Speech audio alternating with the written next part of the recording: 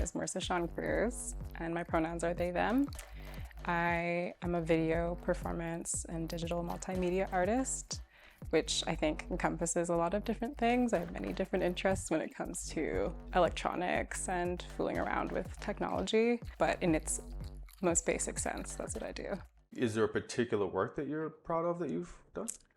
I think that just based on circumstance, I made this video work called Fires, Wires, Gas, Glass, People, Pets, and Poison. Okay. Very long title, but it was made entirely in lockdown. I think it really solidified a way that I like to work, which is I make things on my own terms. And, you know, if I want to make something happen, I'll try to do it in a jigsaw puzzle way. Yeah. So some of it's in my parents' basement. Some of it's just filmed by friends who politely ask them to help me film in public spaces. And yeah, basically just working with the things that I was handed to just make a work happen. Mm-hmm. So I think in terms of its grittiness, I like that work. I'm really happy to be a part of a community that is also into scrappiness, who are just okay, how do we make something happen? Mm-hmm. Who do we know? And the community here is really supportive of that.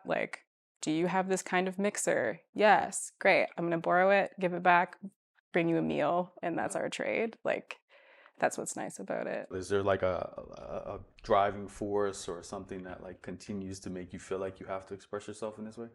The driving force is this is the way that I've come to understand how I want to present ideas. Yeah. And I wouldn't know any other way how. I write in my work and I make sound and I do all these things, but to make a video art piece and perform in front of the camera is kind of the language that I've developed to building these, as I like to think of them as allegories or poems to describe ideas or concepts.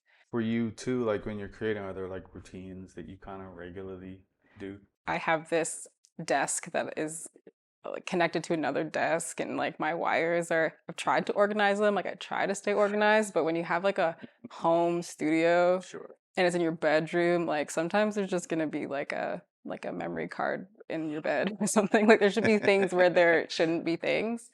But that's also kind of a challenge about being in Nova Scotia is there's not a lot of studio spaces around. And I think a lot of people struggle with finding spaces that aren't falling apart too. I know there are studios, but some of them have damage to them. And I just feel very strongly about being in spaces that honor the work that's being made as well. So my bedroom is kind of this necessity. So when I'm trying to make a work, a lot of it is just out of bed to the computer. Mm-hmm. And I do a lot of I consume a lot of media. So I watch a lot of movies, listen to a lot of music, read quite a bit. So it really, those things inform my work a lot.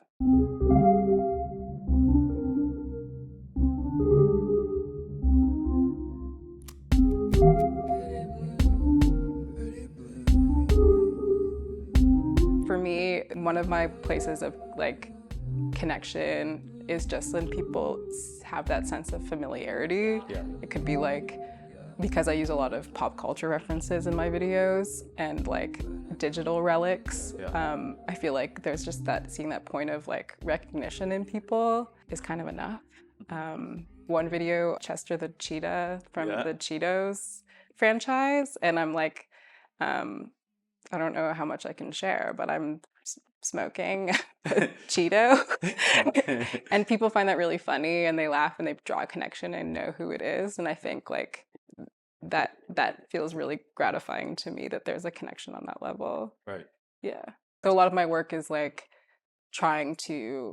never really trying to say or assert my positionality that I'm right, but more just trying to make sense of things. So these confusing feelings or these pushing associations that we have when we look at images or hear sounds are kind of the core of being an artist and just trying to make sense of systems that are bigger than us or ideas or concepts that are all consuming. So I just think about them as complications being a strength and and a probing, really.